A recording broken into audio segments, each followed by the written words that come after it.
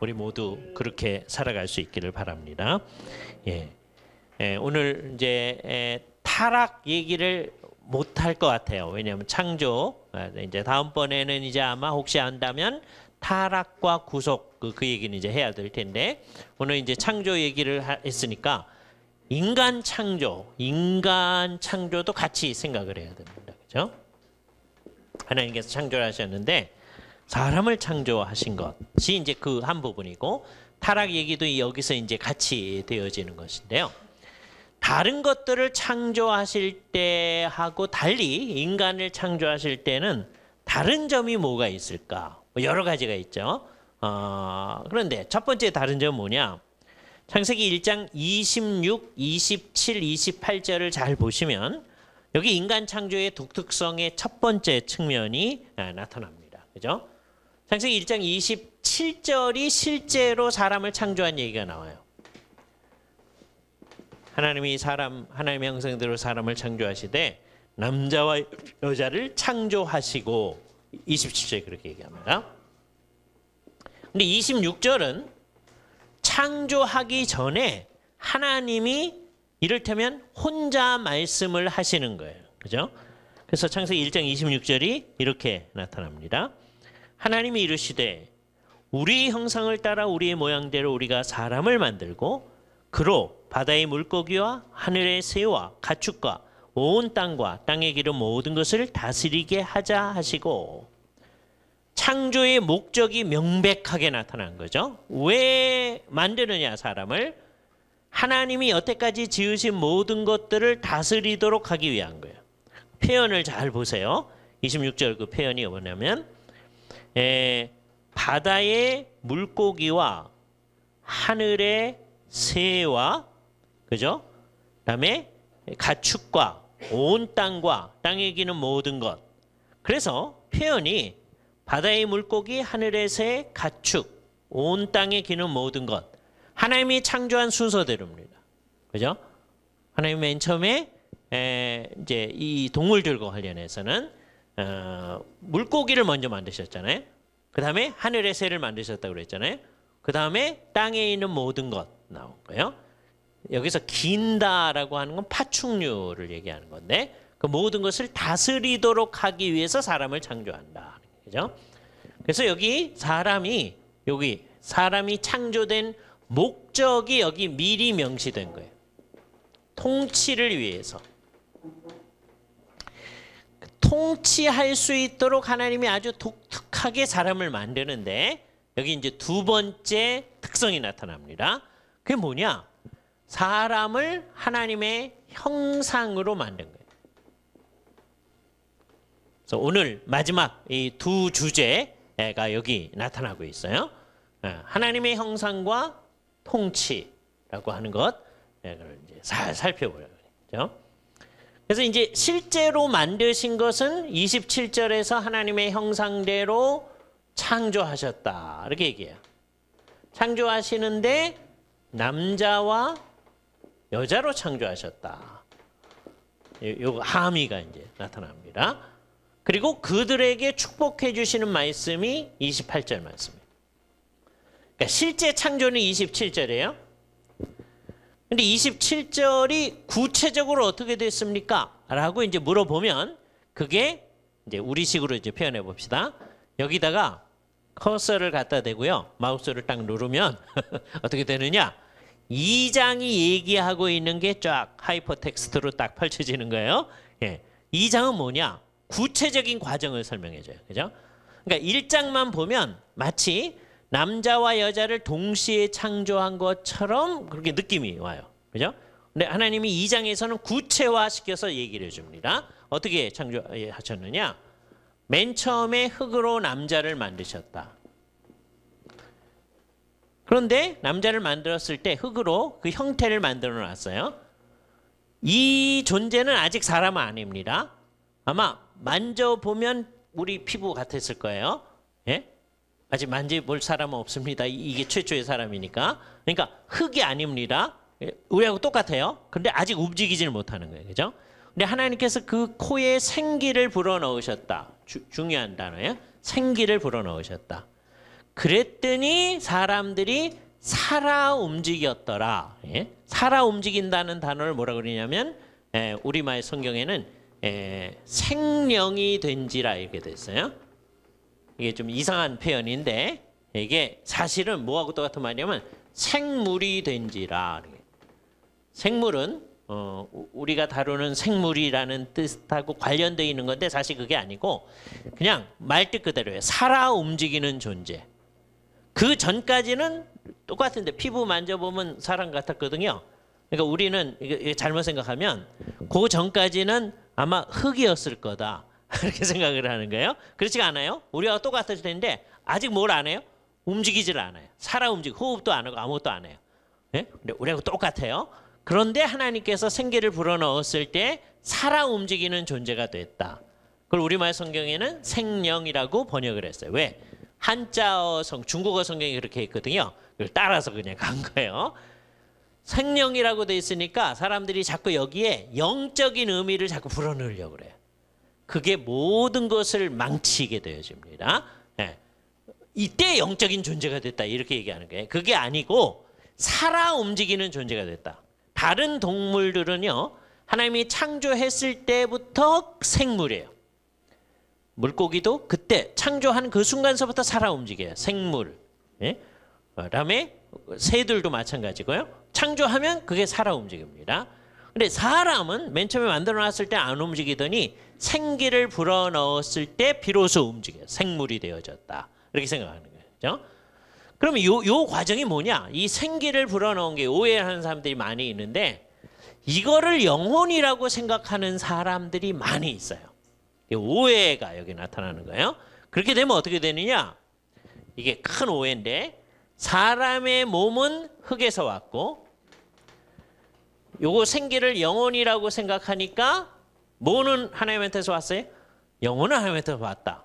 그런 오해가 생겨져요. 이렇게 되면 어떻게 되느냐? 몸보다는 몸은 흙이니까 영혼을 더 중요시하는 거예요. 그러나 성경은 그렇게 얘기하지 않는다. 성경은 영혼도 중요하지만 몸도 중요하다고 얘기한다. 그죠? 그래서 이거를 오해하지 않도록 해야 됩니다. 정말 하나님께서 독특하게 관여하시는 행동이 불어넣는 행동이에요. 그죠? 이때 영혼을 불어넣었다 이렇게 생각하면 안 돼. 그냥 생기를 불어넣은 거예요. 성경에서 하나님께서 숨쉬어 불어넣었다라고 말한 게 딱 두 가지입니다. 하나는 이 성경을 하나님께서 숨쉬어 불어넣으셨다 그래요. 하나님이 숨쉬어 불어넣은 게 어떻다고 생각해요? 하나님이 이렇게 놓고서 후 하신 거예요? 아니죠. 성경 영감을 가지고는 이거 후했다고 생각하는 사람 없어요. 그런데 지금 저기에는 하나님이 후했다고 생각해. 그 코에 생기를 불어넣으시니 그래서 하나님이 후했다고 자꾸 생각해요. 예? 우리는 왔다 갔다 합니다. 그러면 안 돼요. 예? 하나님의 특별한 작용을 표현하는 거예요. 성령님을 통해서 특별히 작용하게 하는 거. 그래서 사람이 살아 움직이는 존재가 되게 한 거예요. 그죠? 정말 독특한 과정입니다. 그래서 인간의 요 순간서부터 몸은 미리 지어놨는데 영혼이 있는 아주 독특한 존재가 있게 돼요. 요때 영혼을 불어넣은 게 아니고 예? 그 하나님 후해 넣은 게 영혼이라고 생각하면 안 돼요. 그때서부터 영혼이 있었을 거예요 아마. 그러나 그때서부터 사람이 그러니까 영혼은 거의 뭐하고 관련이냐면 생명하고도 같습니다. 생명. 살아 움직이는 존재가 돼요. 그래서 인간이 이 세상에 있게끔 되어지는 일이 있게 됩니다. 그래서 성경은 처음부터 끝까지 몸과 영혼을 다 존귀하게 여겨요. 이게 이제 기독교 세계관의 가장 중요한 부분입니다. 기독교 세계관에 익숙하지 않은 분들은 아무래도 영혼을 자꾸 중요시하려고 그래요. 영혼만을. 그게 잘못된 겁니다. 그죠? 우리는 영혼과 몸 전체를 다 중요시해야 되는 거예요. 영혼만을 중요시하는 분들이 아까 혼인하지 말아라, 음식물 먹지 말아라 라고 하는 것이 신령한 가르침이다. 자꾸 가게 되는 거예요. 이게요. 그 개신교회 안에도 상당히 어떤 영향이 있습니다. 한국에 굉장히 존경받는 어떤 목사님이 옛날에 지금은 이제 그 영향력이 많이 없어지만 존경받는 목사님이 아주 열심히 가르치신 거예요. 그래가지고 그 교회 아주 좀 독특한 교회인데 성도들은 결혼을 하긴 하는데 어떻게 결혼하느냐? 영적 동반자로서만 결혼하는. 예? 절대로 성관계하지 않아요. 그죠? 결혼을 하긴 하는데 왜 목사님이 그렇게 가르친 거예요? 그죠? 이거 뭐예요? 다 그래서 사람들이 이걸 어떤 가르침이라고 해요? 신령한 가르침이라고 그래요. 그러나 그게 잘못된 겁니다. 그죠? 성경은 그렇게 얘기하지 않는다는 거예요. 그죠? 이게요.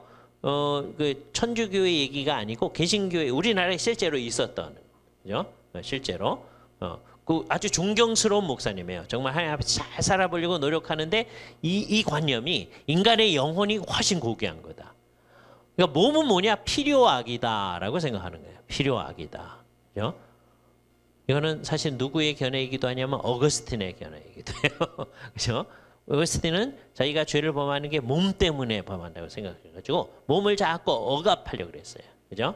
그래서 고행주의가 자꾸 나타나고 그게 수도원 운동의 토대가 되어진 거예요. 우리 모두는 어거스틴의 생각을 우리의 생각으로 받아들여서 굉장히 중요시해요.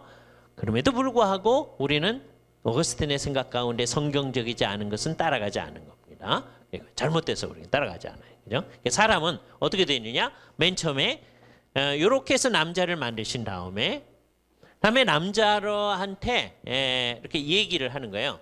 사람이 독처하는 것이 좋지 않으니 내가 그를 위하여 돕는 배필을 지으리라 한 다음에 곧바로 돕는 배필을 짓지 아니하시고 남자로 하여금 동물들의 이름을 지어주는 명명식을 하도록 합니다.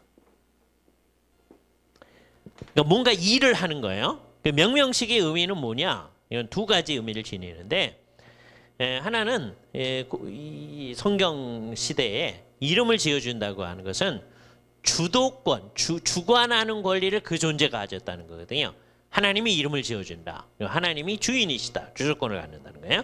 그러니까 사람이 이름을 지어준다고 하는 것은 사람이 이 세상을 통치한다고 하는 걸 얘기해 주는 거죠. 그때 사람이 어떻게 통치해야 되느냐면 하나님의 뜻을 따라서 통치해야 되거든요. 이게 제대로 됩니다. 하나님의 뜻을 따라서. 그러니까 아담은 맨 처음에 사물을 볼 때 그 사물의 본질을 알 뿐만 아니라 하나님의 뜻에 따라서 이게 뭐다라고 하는 것을 얘기할 수 있는 거예요. 그래서 이름을 지어준다고 하는 게 그거예요. 그러니까 주일학교 학생들 식으로 말하면 그냥 너는 뚱뚱하니까 돼지라고 해라 이런 게 아니고요. 예? 이게 그것의 본질에 따라서 그것의 하나님의 뜻에 따른 의미를 부여해 주는 거예요. 아담은 이름을 지어준 다음에 내가 쟤를 뭐라고 했지? 이런 법이 없어요. 예? 이게 그냥 이게 두 가지를 얘기해 주는데 하나는 아담이 정말 똑똑하다는 걸 얘기해 준 거예요. 모든 것에 이름을 부여해 주고 내가 지난번에 뭐라고 그랬더라 그러지 않는다니까요. 그러니까 우리보다 훨씬 기억력이 좋은 거죠. 더구나 이게 왜 그럴 수 있어요? 그것의 본질에 따라서 이름을 붙여주는 거기 때문에 그래요. 그러니까 사물을 딱 보면 통찰력이 있게 그게 뭔지를 아는 거예요. 하나님의 뜻에 따라서 그 작업이 이루어진 겁니다.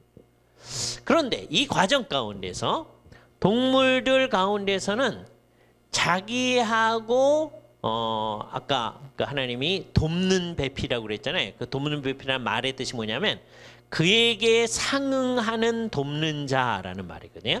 그에게 상응하는 이 말의 뜻이 상응하는 돕는 자. 상응한다라는 말 속에 평등이 들어있고요. 평등한 거다라고 하는 함의가 들어있고 그에게 적합하다라는 말이 있는 거예요. 자, 그런데 동물들의 이름을 지어주면서 동물들 가운데서는 자기에게 적합한 즉 상응하는 존재가 없음을 아담이 느끼게 하는 거예요. 또 한편에서는 하나님의 일을 하는 거잖아요. 하면서 누군가 돕는 자가 필요하다는 걸 스스로 느끼도록 하는 거예요. 심리적 필요를 느끼게 하는 겁니다. 그죠? 그래서 하나님께서 그제서야 사람이 그걸 느끼게 한 다음에 그러니까 재미있는 거죠. 하나님은 모든 면에서 준비를 하는 거예요. 그냥 하나님이 돕는 배필을 지으리라 라고 얘기해 주고 시작한 게 아니고 그것을 얘기했을 뿐만 아니라 스스로도 그 느낌을 가져요. 뭔가 내가 부족한 점이 있다. 이걸 느껴요. 하나님이 사람이 독처하는 것이 좋지 못하니 그랬잖아요. 선하지 않다는 거예요. 하나님의 의도는 같이 있도록 한 거예요. 그래서 하나님을 지으신 다음에 여자를 지으셔서 이 둘을 하나님께서 혼인을 시키시고, 혼인시키시는 장면이 이제 2장 뒷부분에 있잖아요. 여자를 이끌어 오시니, 마치 우리 혼인식 할 때 신부의 아버지가 여자를 이끌어 오는 것처럼 그것 때문에 이제 그런 식으로 서양 결혼이 시작되어진 겁니다. 하나님께서 이끌어서 온 거예요. 그런데 우리 혼인식에서는 아버지가 보이지만 하나님은 안 보이시거든요. 그렇죠? 하나님이 이끌어 오시는 여자를 바라보면서 남자가 아까 얘기했던 대로 최초의 시를 발휘하고서는 이를 남자에게 취하였은즉 여자라 하리라. 그래서 이제 둘의 혼인이 이루어지는 거예요. 그리고 그 둘에게 대해서 하나님께서 복을 선언하시는 거예요. 그래서 하나님의 베네딕션이라고 합니다. 딕션이라는 말은 말하는 거잖아요. 그죠? 그 성악하시는 분들 딕션 한다고 그러잖아요. 말을 이렇게 끊어서 하는 걸 얘기합니다. 베네라고 하는 것은 카페 베네처럼 좋다는 말이거든요. 베네. 그죠? 그러니까 좋은 말이에요. 그죠? 좋은 말. 그래서 축복이죠. 그죠? 하나님이 축복해 주시면 베네딕션 하셔요. 축도. 네? 근데 하나님은 축도하는 거 아니죠. 네. 영어로는 그냥 God's benediction 그러면 되는데, 우리말로는 그 하나님의 축도 그러면 그게 직역은 되는데 말이 안 됩니다. 왜냐하면 축도라는 말은 복주기를 기원하는 거예요. 하나님이 기원할 필요는 없죠. 하나님은 복 주시는 거죠. 하나님의 복 주심입니다. 그 내용이 1장 28절 말씀이에요. 그러니까 2장에서 얘기된 것에 근거해서 1장 28절에 하나님이 이제 복을 주시는데 뭐라고 하시냐면 이렇게 말합니다. 생육하여. 생육하라는 것은 혼인했으니까 이제 아이를 낳으라는 거예요. 왜 아이를 낳느냐? 번성하기 위해서. 생육하여 번성하라. 연결이 되어 있는 거예요. 그러니까 하나님은 아담과 하와가 이제 점점점 아이를 많이 낳아서 많아질 것을 목표로 하신 거예요. 그죠? 그래서 땅에 충만하라 이렇게 얘기해요. 하나님의 뜻을 잘 알아들어야 돼요. 그러니까 아담과 하와는 에덴 동산에만 있도록 돼 있는 게 아니었다 하는 걸 아셨어요. 그 아이들이 많아져가지고 이제 온 세상을 가득 채워야 돼요. 그죠? 그러니까 일정한 기간 지금 에덴에 있어야 돼요. 그러니까 에덴에 있는 기간은 일종의 훈련 기간이에요. 여기서 하나님의 뜻을 제대로 해가지고서 온 세상에 이제 점점 많아지고 그 아이들을 이제 교육시켜서 그 모든 아이들이 이 세상에서 하나님의 뜻을 잘 수행을 해 나가야 되거든요. 그죠? 그러하는 거예요. 그래서 충만해져 가지고서는 어떻게 되어지느냐? 온 땅과 온 땅에 있는 것들을 잘 다스리는. 이 목적을 위해서 생육하는 거고 번성하는 거고 충만하는 거예요. 그러니까 사람은 혼자 일하도록 돼 있지 아니하고 처음서부터 같이 일하도록 돼 있다. 남편과 아내가 같이 일하도록 돼 있고, 그다음에 그 자녀들이 같이 일을 하도록 돼 있는 거예요. 여기 이제 함의되어 있는 게 뭐냐 하면 여기 아주 외적으로 딱 드러나진 않았지만 교육 얘기가 함의되어 있는 거예요. 애들을 가르치지 않는데 자동으로 자기들이 온 세상에서 하나님의 뜻대로 온 세상을 지배하는 일을 하지는 않는 거예요. 그러나 그 일을 하려면 애들 낳았으면 어떻게 해야 돼요? 하나님의 뜻을 잘 교육을 해야 되는 거죠. 그러니까 기독교 교육을 얘기할 때 가장 큰 토대 중에 하나가 이겁니다. 하나님께서 인간을 창조하시고 이렇게 축복을 해주셨다는 거죠. 여기 우리가 해야 할 일이 들어있는 거다. 그죠? 요걸 이제 우리가 찬찬히 이제 들어갈 텐데요. 이걸 위해서 제일 중요한 게 뭐냐? 사람이 이 일을 하도록 하기 위해서 하나님께서 아주 독특하게 지은 점이 있는데 그 뭐라 그러냐? 사람을 하나님의 형상대로 지었다. 그죠? 그래서 이제 이 말씀에 근거해서 우리는 사람이 하나님의 형상이다라는 말을 하게 됩니다. 하나님의 형상. 이마고 데이. 영어로는 이미지 of God. 하나님의 형상이다. 이 하나님의 형상이란 말을 쓸 때 우리가 기억해야 될 게 뭐냐면 나중에 하나님께서 하나님이라고 하면서 상을 만들지 말아라 라고 하는 거예요. 하나님이라고 하면서 그래서 상을 만들어서 그 앞에 절하지 말아라. 이 말을 전체를 생각하지 아니하고 오해하는 사람들이 있어요. 그죠? 예. 그래서 대구에 있는 아주 좋은 조각가 선생님이 계신데, 예. 그 선생님이 옛날에 이제 좋은 그리스도인이세요. 그런데 조각을 하는 분인데, 이제 성경을 맨 처음에 이제 정확한 의미를 생각하지 않을 때 성경에 상을 만들지 말아라. 자기는 조각과 학생인데 그럼 난 조각하지 말아야 되나? 한참 고민을 했다는 거예요. 성경의 뜻이 뭐예요? 하나님이라고 하면서 무엇에 비겨서 뭘 만들고 그것에 절하는 걸 하지 말라는 거죠. 상 만드는 것 자체를 하지 말라는 거예요. 그거 아니거든요. 예? 그러니까 성경의 뜻을 잘 생각하면 훌륭한 조각가가 있을 수 있는 거예요. 그죠? 예. 우리는 그런 거 하면 안 된다. 이런 게 아니라는 거죠. 그죠? 그러니까 우리가 마음속에 잘 생각을 해야 되는 거죠. 하나님의 뜻은 하나님을 비겨서 하나님의 상이라고 하면서 뭘 만들어서 거기 절하는 거, 그건 안 된다는 거예요. 왜 그러겠어요? 이미 이 세상에 하나님의 상이 있기 때문에. 이 세상에 있는 하나님의 상이 뭐예요? 우리들이에요. 사람들이에요. 그죠?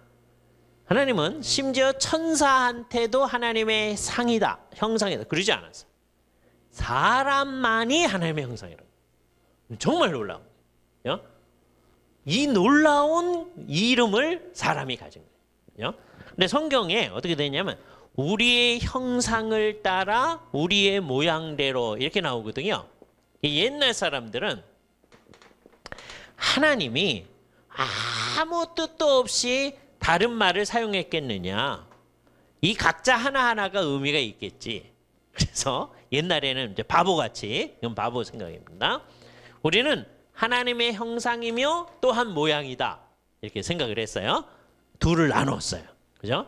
그래서 뭐가 형상이고 뭐가 모양이냐, 이걸 고민을 많이 했어요. 따로따로 생각을 한 거예요. 예. 그래가지고 어떻게 했느냐? 자, 창세기를 이제 계속 읽어 나가는 거예요. 읽어 나가다가 보니까 어떻게 됐냐면 형상이라는 말은 타락한 다음에도 계속 나타나. 자기들이 볼 때. 이것도 잘못 읽은 건데.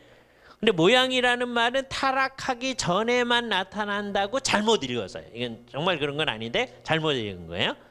그래서 사람이 타락하기 전에 하나님을 닮은 구석이 있는 것을 모양이라고 하고, 그래서 이제 옛날 어떤 분들은 이것을 신성의 의복, 옷 그랬어요. 사람이 하나님하고 아주 가까운 거룩한 그 옷이 있었다는 거예요. 그런데 타락했을 때 이거는 사라졌다. 그렇게 생각하는 거예요. 그런데 타락한 다음에도 형상이란 말은 계속되는 거 보니까 형상은 그거하고는 좀 다른 거구나 라고 잘못 생각합니다. 오랫동안 이래왔습니다. 사람들이. 그런데요. 종교개혁을 하면서 여러 면에서 우리가 도움을 얻었는데, 종교개혁 시대 때 유대인들 가운데서 개신교도들이 가르치는 복음을 믿게 된 어떤 사람들이 있었어요. 그 사람들이 개신교인들이 된 거예요. 유대인들은 워낙 히브리 말을 잘 알잖아요. 그죠? 네, 한번 구경을 한번 해보세요. 이 형상이라는 말이 이렇게 생긴 말이에요. 첼렘이라는 말이고, 모양이란 말은 데무트라는 단어예요. 이게 다른 단어입니다. 그죠? 첼렘과 데무트, 이게 다른 단어인데, 요게 하나님의 형상을 따라 하나님의 모양대로 그랬을 때 그 뜻은 유대인으로서 히브리 말을 말했을 때 요 맥락에서는 이게 같은 말이다 라고 하는 것을 유대인이었다가 예수를 믿게 된 구약학자들이 도와준 거예요. 상당히 많은 사람들. 루터와 칼빈이 앞장서 가지고 형상과 모양은 의미상 요 맥락에선 같은 거다라고. 그 전에는 전부 다 뭐랬어요? 형상이 뭘까? 모양이 뭘까? 다 따로따로 해보려고 그런 거예요. 그죠? 이게 잘못된 겁니다. 이게 마치 뭐와 똑같은 거냐? 일종의 병행법 비슷한 거예요. 그죠? 다른 말을 사용하지만 같은 의미를 담아서 얘기하는 거예요. 그게 뭔지는 조금 이따 생각할 거예요. 그러니까 첫 번째 우리가 생각해야 될 것이 뭐예요? 형상이란 말하고 모양이란 말은 어떤 거다? 사실은 같은 말이다. 다른 말 취급하면 안 돼요. 그죠? 그런데 그게 뭐냐라고 했을 때 그것을 이해하는 데 있어서도 우리들이 또 잘못한 점이 있어요.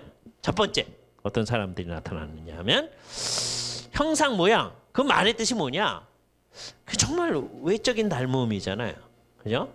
아니 근데 하나님은 영이시고 우리는 이렇게 생겼는데 우리가 어떻게 하나님의 형상일까? 고민을 하다가 어떤 사람이 이 오시안더라는 사람이 있었는데요. 이 사람은 루터파 목사님이에요. 오시안더, 안드레아스 오시안더라는 루터파 목사님이 고민을 하다가 무릎을 탁 쳤어요. 그러더니 이렇게 얘기했습니다. 하나님의 영원한 계획에 의하면 우리 주 예수 그리스도께서 장차 성육신하실 거다. 그 성육신하실 예수님의 모양대로 우리가 지음을 받았구나. 정말 기발한 생각이죠. 예? 예수님은 눈, 코, 입, 손발이 있잖아요. 예? 그 모습대로 우리가 이렇게 지음을 받아요. 그래서 우리가 하나님의 형상이다. 이분이 이거를 생각해놓고서는 굉장히 기뻐했을 거예요. 정말 여태까지 아무도 생각하지 못한 걸 내가 생각해냈다. 정말 그런 거예요. 근데 이렇게 여태까지 아무도 생각하지 못한 거를 얘기하는 그건 다 잘못된 것이에요. 그래서 이게 틀린 거예요. 이게 형상이라는 말을 뭐를 중심으로 생각한 거예요? 몸을 중심으로 생각하죠. 그죠? 그 형상 모양의 외적인 뜻을 중심으로 생각한 거잖아요. 형상이 이런 거잖아요. 이게 형상이잖아요. 근데 어떻게 우리가 하나님의 형상일까? 예수님의 그 형상. 예수님이 이렇게 생겼으니까. 예? 예? 그것대로 한 거예요. 그런데 이렇게 되면 어떻게 되냐면 예수님은 인간이 타락하지 않았어도 반드시 성육신 하셔야만 됩니다. 그죠? 근데 이제 신학에 있어서 제일 중요한 게 하나님한테 뭘 하셔야만 하게 만드는 건 다 잘못되는 거예요. 하나님 반드시 뭐 해야만, 성육신 하셔야만 한다. 그거 아니고요. 하나님 창조해야만 하고, 그건 잘못된 거예요. 그건 잘못하는 거예요. 오시안더의 이 생각은 정말 잘못된 거예요. 그래서 칼빈이 기독교 강요에서 이렇게 생각하는 오시안더의 생각이 이게 잘못됐다는 걸 아주 길게 얘기를 합니다. 그건 정말 잘못된 거예요. 그랬더니 사람들이 오시안더의 생각은 뭐 중심으로 형상을 생각한 거예요? 몸 중심으로 생각한 거예요. 그랬더니 사람들의 생각은 언제나 극단에서 극단으로 움직여요. 몸이 하나님의 형상이 아니면 뭐겠다? 영혼이겠다. 이게 더 적절했어요. 왜요? 하나님은 영이시니 하나님이 영이니. 근데 우리도 뭘 가졌어요? 영을 가졌어요. 괜찮을 것 같은데 여기 문제점 뭐예요? 그렇게 되면 영혼은 하나님의 형상인데 몸은 아닌 게 되잖아요. 그러면 어떻게 돼요? 영혼을 존귀하게 여기고 몸은 이게 하찮게 여기게 되는 거죠. 이 히랍 사람들은 대충 그렇게 생각한 거예요. 거기에 맞아요. 한국 사람의 마음에도 그게 좀 맞아요. 우리도 좀 그렇거든요. 영혼을 더 중요시하고 몸은 좀 이렇게 하대하고 그런 성향이 있어요. 근데 그게 영육 이원론의 대표적인 잘못이에요. 그죠? 그러니까 이거는 성경적이지 않다고요. 그죠? 그게 틀렸다고 하는 것을 처음으로 잘 얘기한 사람이 누구냐 하면 칼빈 선생님이에요. 그죠? 칼빈의 그 유명한 말 제가 말씀드릴 테니까 잘 들어보세요. 사람의 몸을 포함해서 사람 안에 하나님 형상의 영광으로 빛나지 않는 부분은 한 부분도 없다. 다시 사람의 몸을 포함해서 사람 안에 하나님의 형상의 영광으로 빛나지 않는 부분은 한 부분도 없다. 인간의 존재 전체가 뭐라는 거예요? 하나님의 형상이다 하는 걸 얘기하는 거예요. 그죠? 이 칼빈의 큰 기여입니다. 그죠? 그래서 우리는 하나님의 형상을 어디서 발견해요? 인간의 영과 몸 전체에서 발견하는 거예요. 그게 뭔데요? 뭔가 여기서는 이제 칼빈의 생각을 뛰어넘어서 생각하는 거예요. 자, 이거 뭐라고 그랬어요? 이미지라고 그랬죠. 이미지가 뭐예요? 여러분이 오늘 여기 오시기 전에 또는 오늘 아침에 반드시 어디 앞에 섰다 나왔을 겁니다. 거울 앞에 섰다 나오셨죠. 그죠? 거울 앞에 서셨을 때 뭐가 비쳤어요? 여러분의 이미지가 비쳤죠. 그죠? 그게 이미지예요. 그죠? 그러니까 이미지라는 말은 우리가 하나님을 뭐 하는 거다? 반영하는 거다. 반영하는데 뭐에서 반영을 해야 돼요? 우리의 몸과 영혼 전체에서 전인이 반영을 해야 되는 게 전인. 성경은 전인을 강조해요. 몸과 영혼 전체에서 하나님의 어떠하심을 반영해야 돼. 예? 자, 그런데 우선 거울 이미지를 다시 봅시다. 자, 거울이 여기 있어요. 거기에 이제 여러분의 상이 맺혔습니다. 잘 보세요. 그 상이 중요해요? 여러분 자신이 중요해요? 당연히 여러분 자신이죠. 그죠? 자, 그런데 우리가 하나님의 상이라고 그랬어요. 이미지라고 그랬어요. 누가 중요해요? 하나님이 중요하죠. 실존적으로도 그래. 추상적으로 생각할 때 하나님이 중요하죠. 실존적으로도 그렇습니다. 예? 이럴 때 이게 신앙이에요. 하나님, 우리 없으면 찬양은 어떻게 받으시려고 그러세요? 우리 없으면 하나님 일을 어떻게 하려고 그러세요? 이러고 나가면 예? 하나님을 위해서 하는 것 같지만 누가 중요해지는 거예요? 우리가 중요해지는 거예요. 상당히 많은 사람이 그러고 있습니다. 그렇죠? 우리 하나님은 어떤 분이에요? 저 돌들로도 아브라함의 자손이 되게 하실 수 있는 분이에요. 그렇죠? 하나님 우리 없어도 충분히 잘 하실 수 있는 분이에요. 예? 여기서 이제 또 삐딱하게 나갑니다. 사람이. 그렇죠? 우리 없이 잘 하세요. 예? 이거 삐딱하게 나가는 거예요. 예? 하나님 우리 없어도 잘 하실 수 있어요. 그런데 우리를 사용하셔서 주님의 일을 하신다니 너무너무 황당한 거죠. 너무너무 감사한 거죠. 그죠? 이게 우리들의 모습이에요. 우리를 어떤 존재로 만드신 거예요?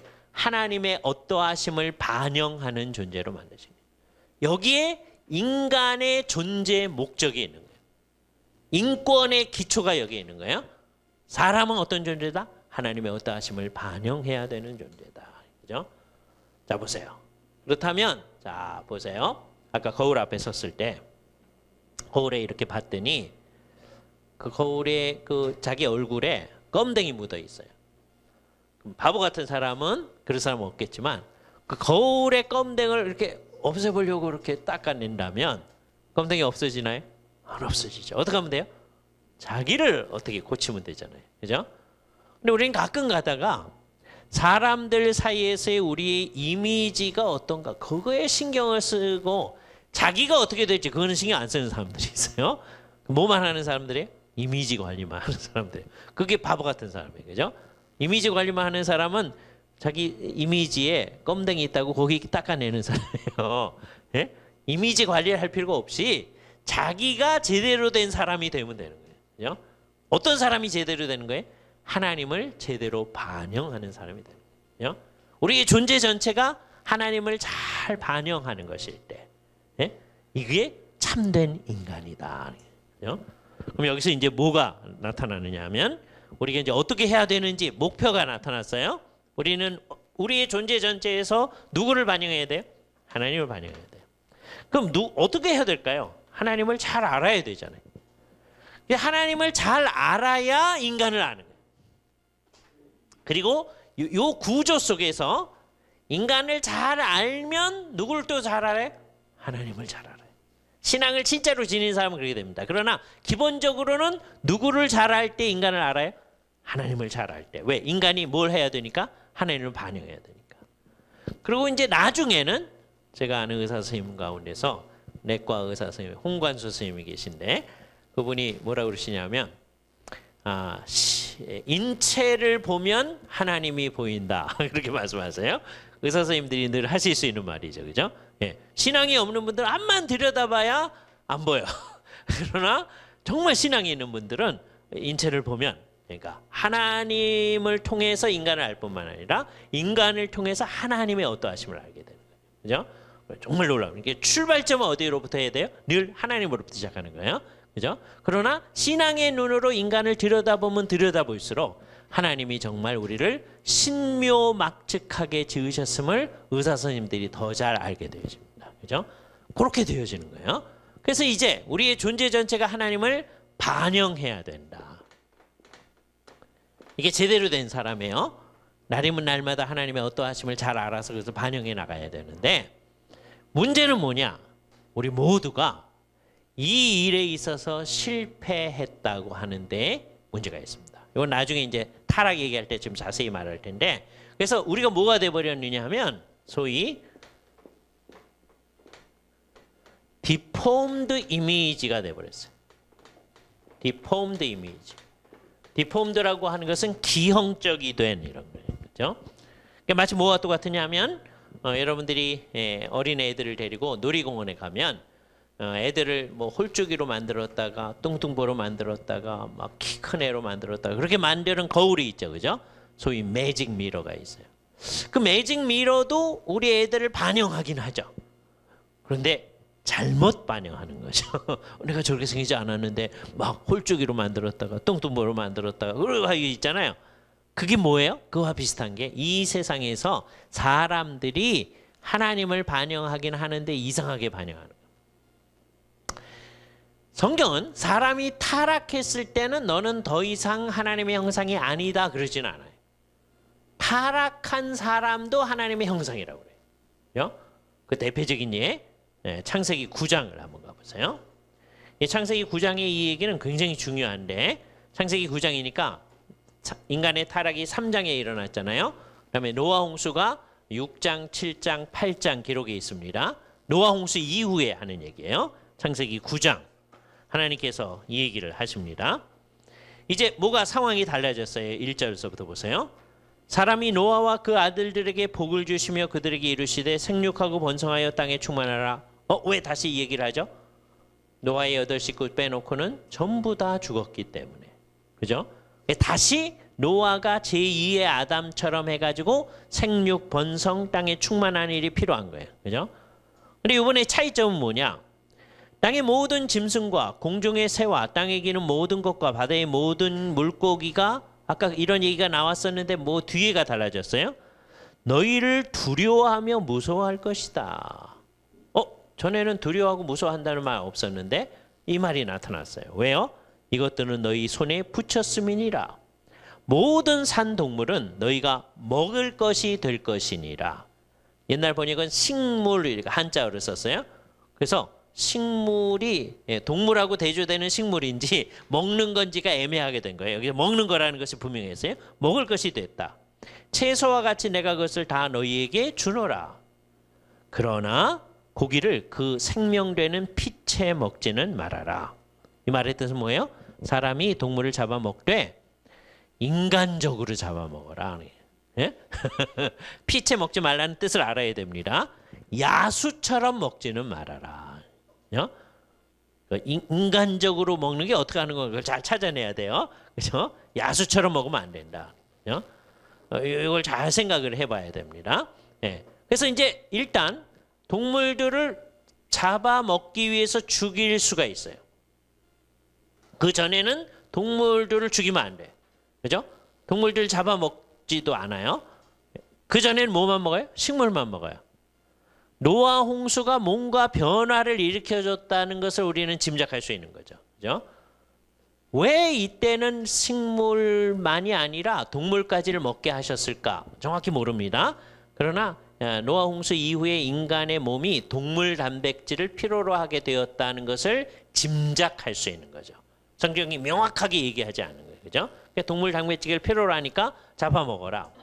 근데 먹다 보니까 이제 이걸 먹으려면 죽여야 되니까 죽이다 보면 어떻게 되느냐면 괜히 죽이는 일도 있는. 그죠? 괜히 죽이면 안 된다. 예? 나는 이게 취미여서 그냥 죽여요. 이러면 안 된다는 거예요. 잡아서 먹는 건 괜찮아. 그죠? 그러면 낚시가 취미인 사람은 어떡하죠? 예? 취미인데 가서 먹으면 돼요. 예? 잡아서. 근데 괜히 잡았다 놨다 잡았다 놨다. 예? 이거는 문제가 있다는 걸 시사해 주는 거죠. 그죠? 예? 먹어라. 그러니까 동물들 입장에서는 왜 무서워하느냐 하면 옛날에는 잘 돌보더니 얘가 언제 자기를 데려다가 이제 죽여가지고 먹을지 모르겠는 거예요. 무서워해야 되는 거죠. 그죠? 여기 노아 홍수가 가져온 어떤 변화가 있는 거예요. 그런데 동물들을 죽이다 보면 어떤 일이 발생하기가 쉬우냐면 사람까지 죽이기가 쉬운 거예요. 그래서 여기서 아주 분명하게 얘기합니다. 사람의 생명을 죽여서는 안 된다라고 하는 것을 말하면서 뭐라고 얘기하느냐 하면 저 뒤에 7절, 6절 사람의 피를 흘리면 반드시 그 피를 흘릴 것인데 이는 하나님이 자기 형상대로 사람을 지으셨음이니라. 그러니까 사람은 타락한 상황에서도 뭐다? 하나님의 형상이다. 그런데 어떤 형상이에요? 디폼드 된, 기형적이 된 하나님의 형상이다. 그러니까 하나님을 제대로 반영하지 못하는 형상이에요. 그죠? 이렇게 하나님의 형상이기 때문에 사람은 전부 다 하나님의 형상이기 때문에 인권을 가지는 겁니다. 인권의 기초가 여기 있는 거예요. 이게 중요합니다. 손봉호 박사님이 서울대학교 워낙 이제 철학 교수님이잖아요. 근데 서울대학교 사회교육과에서 가르치셨어요. 그러니까 사회교육과에서 굉장히 중요한 개념 중에 하나가 인권 개념입니다. 그죠? 사람이 사람으로서의 권리가 있다는 것을 어떻게 분명히 할까? 이게요. 이 시간에는 손 박사님이 암만 해도 이거를 설명할 길이 없다는 거예요. 그래서 학생들한테 여러분들이 종교가 다 다르겠지만 이 문제에 대해서는 사람이 하나님의 형상이라고 하는 성경적 개념을 여러분이 가져야만 인권을 분명히 얘기할 수 있습니다. 늘 그렇게 가르치셨다 그래요. 그죠? 지금은 이제 은퇴하셨지만 굉장히 중요한 증언이죠. 왜요? 하나님의 형상임을 생각하지 않으면 사람하고 동물하고의 차이점을 얘기하기가 굉장히 어려워요. 그거를 잘 보여주는 윤리학자가 누구냐면 피터 싱거라고 하는 프린스톤의 윤리학자입니다. 이 사람은 윤리학자인데 일반 윤리학자예요. 이 사람은 인권을 토대를 분명히 하려니까 동물을 존중해야 돼요. 그래서 이분은 주로 무슨 얘기를 많이 하냐면 동물권 얘기를 해요. 피터 싱어는 동물권 얘기해요. 그래야 인권이에요. 왜? 사람하고 동물은 차이가 없다고 생각하기 때문에. 진화론적 입장을 따르면 그렇게 되는 거예요. 그죠? 그럼 동물하고 사람하고 똑같다고 할 거냐? 굉장히 어려운 거죠. 사람이 사람으로서의 독특성을 어디서 찾을 거냐? 정말 하나님의 형상 개념 외에는 찾을 길이 없습니다. 동물한테 하나님의 형상이라고 그러지 않았어요? 천사한테 하나님의 형상이라고 하지 않았어요? 오직 사람에게만 하나님의 형상이라고 했어요. 그죠? 그러니까 사람이 하나님의 형상이라는 걸 부인하면 인권을 부인하는 거예요. 이거 없이는 정말 사람의 독특성을 설명할 길이 없습니다. 그죠? 우리가 이걸 굉장히 중요시해야 돼요. 이와 더불어서 우리는 여러분을 암만 괴롭힌 사람 앞에서라도 예? 우리는 가끔가다 그렇게 말하는 경우도 있고 말하고 싶은 경우도 있어요. 너는 사람도 아니야. 그럴 때가 있죠. 그건 기독교적으로 말이 안 된다는 거예요. 그죠? 왜요? 그 사람이 암만 악독한 사람이라도 뭐예요? 사람이다. 왜? 하나님의 형상이기 때문에. 왜곡한 하나님의 형상이죠. 예? 그래서 우리가 이제 중국 사람들이 모르는 한자 어가 있어요. 그냥 농담 삼아 하는 말이 이런 말 없어요. 그냥 하는 말이에요. 이게 뭘까요? 사람이면 다 사람이냐 사람다워야 사람이지. 중국 사람들은 몰라요. 그냥 우리가 쓰는 말이에요. 예. 저게 비기독교적인 말이에요. 저 말은 뭐예요? 사람답지 않은 사람은 사람이 아니다 하는 거잖아요. 그죠? 그러나 성경은 뭐라 그래요? 기독교적으로는 누구나 암만 사람답지 않아 보여도 그 사람도 뭐다? 사람이다. 왜? 잘못 되어서도 기형적이어도 하나님의 형상이기 때문에. 그죠? 이렇게 타락한 사람을 지극하게 사랑하신 분이 우리 주 예수 그리스도십니다. 그죠? 그래서 그분이 오셔가지고서는 우리를 위해서 세 가지 일을 해주신 거예요. 그죠? 이 타락한 사람들을 위해서. 첫 번째는 뭘 해주셨느냐? 우리가 하나님의 형상을 deformed, 다 기형적이 만들어 버린 것. 그게 죄거든요. 죄에 대한 형벌을 예수님이 받아주신 거예요. 이거를 끝까지 안 받아들이는 사람의 형벌을 주님은 받으신 건 아니에요. 이건 정말 놀라워요. 그렇죠? 이거를 끝까지 맨 나중에라도 받아들이는 사람의 형벌은 주께서 다 받아주신 거예요. 우리는 나중에라야 알죠. 그죠? 왜? 어떤 사람은 죽을 때 믿으니까. 그렇잖아요. 그런데 예수님도 그 사람이 죽을 때 비로소 아, 내가 너를 위해서 피 흘려줬구나. 그때 알까요? 아니죠. 그죠? 예수님이 십자가에서 그 사람, 맨 마지막 죽는 순간에 믿는 그 사람의 위에서도 피 흘려주신 거예요. 그죠? 그러니까 이건 정말 놀라운 일입니다. 그러면 끝까지 안 믿는 사람들을 위해서도 피를 흘려줬나요? 그럼 그 사람들을 위해서 흘려주신 피는 헛되게 되잖아요. 이거 정말 심각하게 생각해줘요. 이건 다음번에 혹시 시간이 있으면 여러분한테 강조할 겁니다. 그죠? 그러니까 예수님은 결국 궁극적으로 예수를 믿게 될 그 모든 사람들을 위해서 영원 전부터 그리고 십자가에서 그 사람들을 위해서 피 흘려주심이 분명한 거죠. 자, 이게 첫 번째 예수님이 해주신 일이에요. 그죠? 두 번째, 예수님께서는 이제 사람들 안에 성령님으로 역사를 해서 이제 이 사람들이 진짜 하나님을 잘 반영할 수 있는 능력을 주신 거예요. 인간들은 이 세상에서 하나님의 형상을 왜곡해서 반영하는데 이제 하나님의 형상을 제대로 반영할 수 있는 능력을 주신 거예요. 이걸 뭐라고 그러냐면 우리가 중생이라고 그래요. 중생.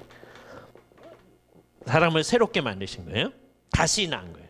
다시, 이게 일반적으로는 무우울증자지만 여기서는 다시 중생입니다. 다시 낳는다. 리제너레이션. 그죠? 그래서 이제 중생한 사람은 어떻게 할 수 있어요? 하나님을 잘 반영할 수 있게 된 거예요. 그 전에는 잘못 반영하는 거예요. 이제 제대로 하는 거예요. 예, 원칙적으로 그렇다는 거예요. 자, 그런데 세 번째, 당신님 자신을 참 하나님의 형상으로 우리에게 모범으로 당신님 자신을 보여주십니다. 만일에 예수님께서 십자가 사건을 안 하시고 이건 다 연결이 되는 건데 십자가 사건을 안 하시고 즉 우리에게 중생시키지 않으셨더라면 이 둘은 연결이 된 겁니다. 예수님이 당신님 자신을 모범으로 보여줬어도 그건 그림의 떡입니다. 왜요? 아무도 그를 따라갈 수 있는 사람이 없어요.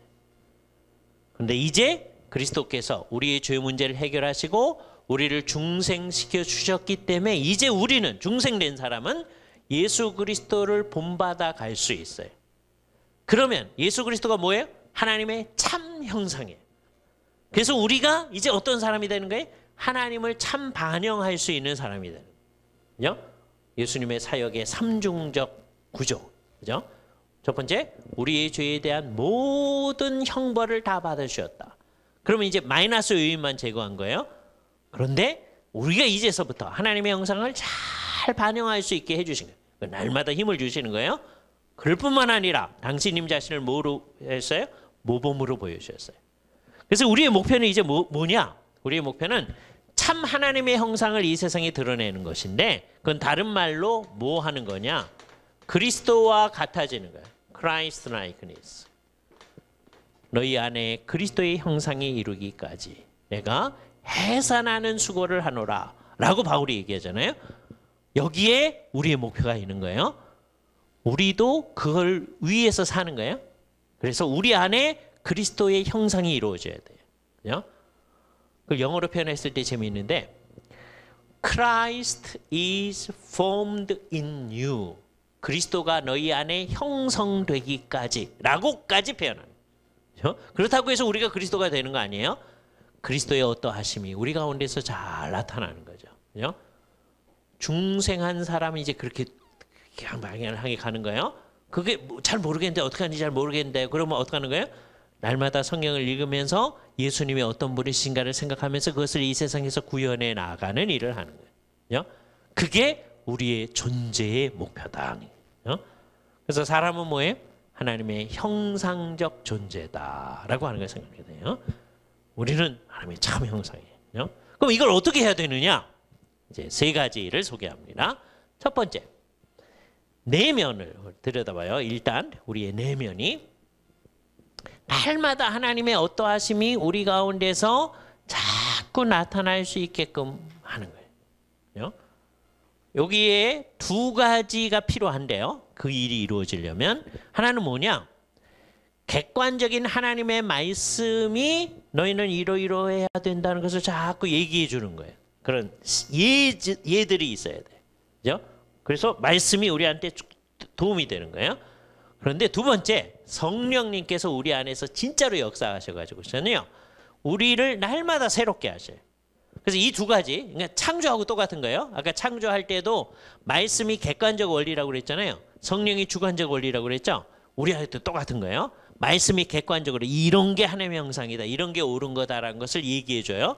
그거에 반응할 수 있게끔 우리 안에서 누가 역사하세요? 성령님이 역사하셔요. 그 일에 성경 전체가 다 사용될 수 있는데 특별히 어디가 매우 유용하느냐?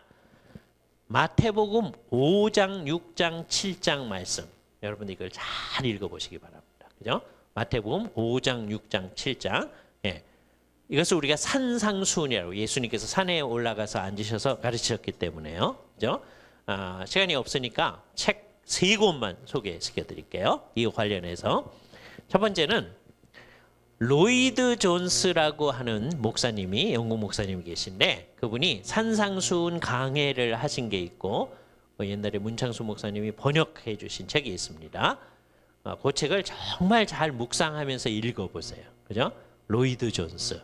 그래서 이 산상수훈만 읽는 게 아니라 로이드 존스의 책들을 여러분이 쭉 읽어가시면 정말 여러분들이 하나님 앞에서 그리스도처럼 되어지는데 도움을 얻을 수 있습니다. 그죠?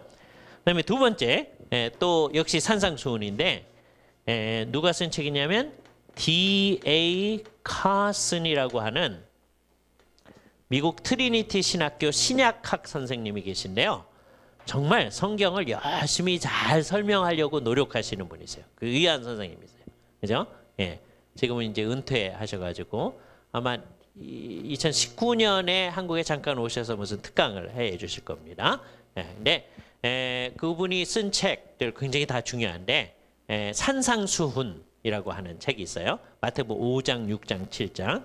그거 잘 보시면 도움을 얻을 수 있습니다. 그죠? 그래서 그런 책들을 놓고 날마다 생각하면서 그렇게 되려고 하면 좋아요. 그죠?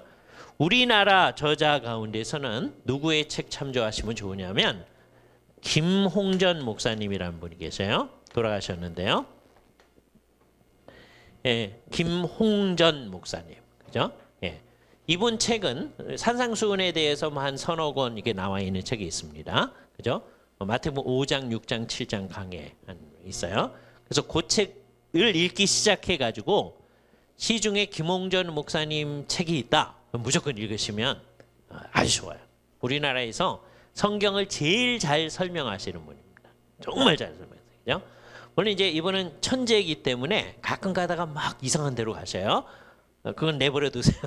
예, 천재여서 할 수 없는 거예요. 예, 그러나 그 사상을 잘 잡으시면 이분은 정말 성경을 잘 가르치시는 분이시구나 하는 걸 알 수 있게 돼요. 그죠? 그래서 우선 산상수훈에 대한 이 말씀을 생각하는 거예요.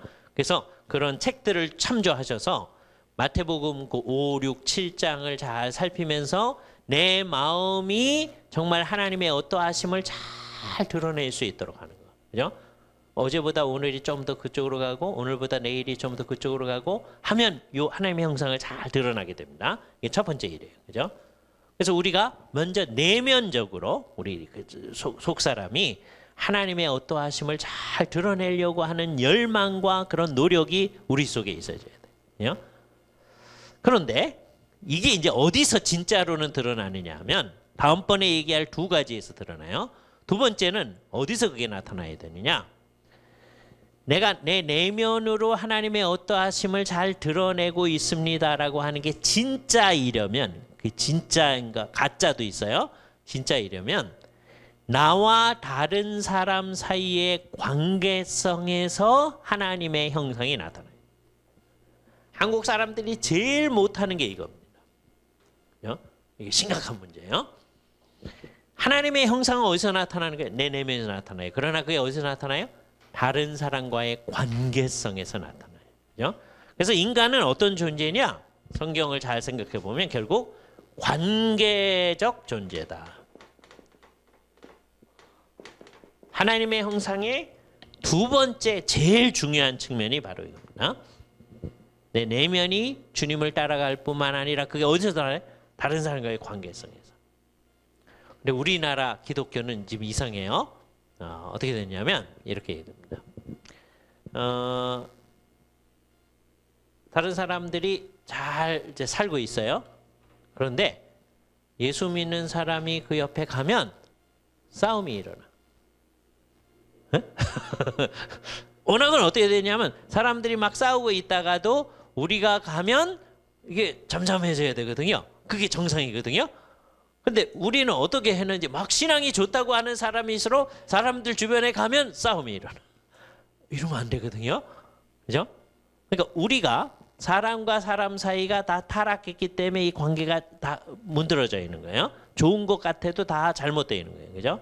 그 속에 들어가서 그 사람들의 관계를 회복을 해야 되는데 이 회복하려면 어떻게 되냐면 우리 스스로 회복된 걸 봐 알지만 우리가 노력한다고 해서 되는 것도 아니고 안 되는 거거든요. 결국 누구하고 만나야 되냐면 십자가에 못 박혀 죽으신 예수 그리스도하고 진짜로 만나야만 가능해요. 그래서 우리는 주님하고 만나게끔 만들어줘야 되는데 이걸 어떻게 하면 만날 수 있게 만드느냐. 내가요. 예수 그리스도의 사랑을 피조물의 한도 내에서 최대한 잘 보여줘야 그 사람이 그리스도와 만날까 말까요. 우리가 할 수 있는 거는 그거 하는 거예요. 예? 그리스도의 사랑을 우리로서는 최대한 보여주고 근데 그게 진짜는 아니잖아요. 예? 그게 진짜인 예수 그리스도를 만나게끔 해줘야 되는데 그러니까 당신은 왜 그렇게 나한테 잘해주냐라고 이렇게 자꾸 얘기해 줬을 때 우리 안에 있는 소망의 이유로서 예수 그리스도를 얘기해 줘야 돼요. 근데 우리가 옆에 가서 살 때 아무한테 당신이 왜 이렇게 잘해줘요? 그런 사람이 없어. 왜요? 우리가 다 우리 이속만 차리고 살아왔거든요. 옛날에 예수 믿는 사람은 그래도 어떤 소리는 들었냐면 이 욕하는 소리였어요. 옛날에 예수 믿는 사람들한테.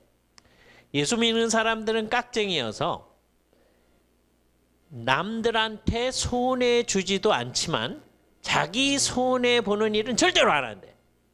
이게 욕이었어요. 욕이었는데 지금 와서 생각해보면 그게 욕인지 칭찬인지 모르겠어요. 남한테 손해 주는 일을 절대로 안 한대. 옛날에는. 근데 요즘은 어떻게 해요? 예수 믿는 사람 앞에 와서 너나 잘하라 그래요. 이게 우리가 뭔가를 잘못하고 있다는 거예요. 심각하게. 그렇잖아요. 이 세상에 예수 믿는 사람이 주변 사람들한테 손해를 안 끼친다고 전혀 생각을 안 해요. 이게 아주 심각한 문제입니다. 그죠? 예를 하나 들어볼게요. 여호와의 증인이 운영하는 회사가 있다고 그래요. 보세요. 그래서 세무조사가 나왔다고 그래요. 그죠? 그러면 이제 세무조사를 하는 과정에서 여호와의 증인이 사장이다. 그러면요. 세무 공무원들이 그냥 간대요. 왜요? 절대로 탈세 안 한다는 거예요. 그런데 어떤 장로님이나 집사님이 여기 사장이다. 그러면 눈에 불을 켜고 예? 이게 우리가 잘못한 면이 있는 거거든요. 예? 제가 어렸을 때 들었던 우리 어른들 얘기, 제가 중고등학생 때 수련회 때 얼뜻 들은 얘기예요. 장로님들이 앉아가지고서 뭐라 하시냐면 이중장부를 안 사용하면 우리나라에 사업을 못 한다는 거예요. 그게 이제 여러 경험에서 나온 얘기겠죠. 어린 마음에 제가 아니 장로님들이 저러시면 될까? 장로님이 우리 제가 그 얘기는 안 했지만 얘기를 들었으면 뭐라 그랬을까요? 넌 아직 세상을 몰라서 그러지. 이 세상에서 예수 믿는 사람들이 다 그렇게 살아간 거예요. 왜 이 세상에 살아야 되니까. 그러지 않으면 못 사니까. 그러니까 어떻게 된 거예요? 예수 믿는 사람들은 늘 불법과 그런 거 주변에 있는 거다. 이렇게 생각을 하는 거죠. 그래서 우리가 사람들 사이에서 사람들을 화목하게 하고 하는 데에 앞장서서 기여를 잘 못한 거예요. 여기 우리가 정말 생각해야 될 점이 있습니다. 그죠? 예수를 믿는 사람들이 내면적으로 나 혼자 하나님 앞에서 깨끗하고 주님의 뜻을 따라갈 그거는 어느 정도 하는 것 같은데 이게 진짜인지 아닌지 어디서 드러나야 돼요? 다른 사람과의 관계성에서 나타나야 돼요. 근데 이거를 우리가 잘 못하는 거예요. 그러니까 신앙이 진짜로 좋은 사람들은 다른 사람과의 관계성이 좋아야 되는데 이게 이제 제일 어려운 얘기입니다. 이거를 가장 잘 표현하는 게 이 표현이 제일 적절해요. 우리 모두를 전부 다 시어머니라고 가정해요. 전부 다. 우리 모두를 시어머니라고 해요. 그런데 우리한테 며느리가 하나 있는데요. 예수를 잘 안 믿으려고 하는 며느리. 근데 이 며느리가 이제 시어머니가 열심히 예수를 믿고 교회 권사님이고 그러니까 이제 어쩔 수 없이 예배당에 나오잖아요. 속으로는 생각하는 거예요. 우리 어머니 돌아가셔봐라. 내가 예수를 믿나? 그러니까 어머니 계시니까 어쩔 수 없이 나오는 거예요.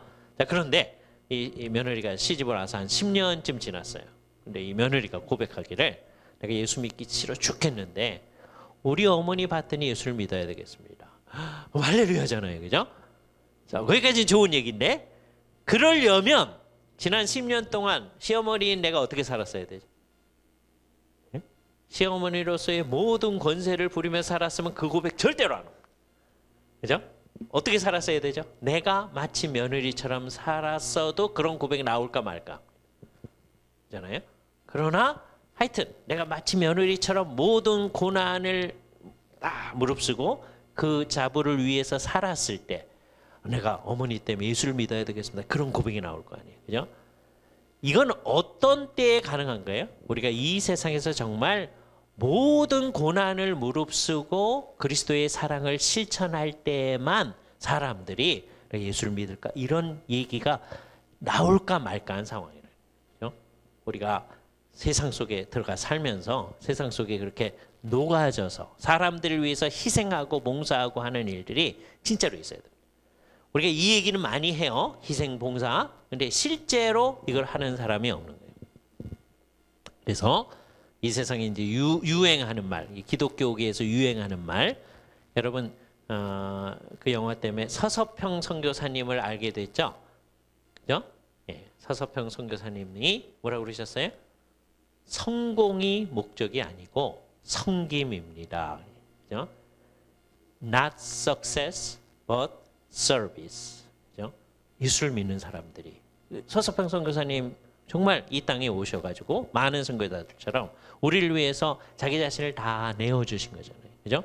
다른 사람들 다 문둥 환자들 다 피해 가는데 그들을 위해서 시간을 내주고 몸을 내주고 하는 그 일. 그죠? 이렇게 살아갈 때 우리는 하나님의 사랑을 이 세상에 드러낼 수 있는 거죠. 그러니까 우리의 존재는 어디 있는 거예요?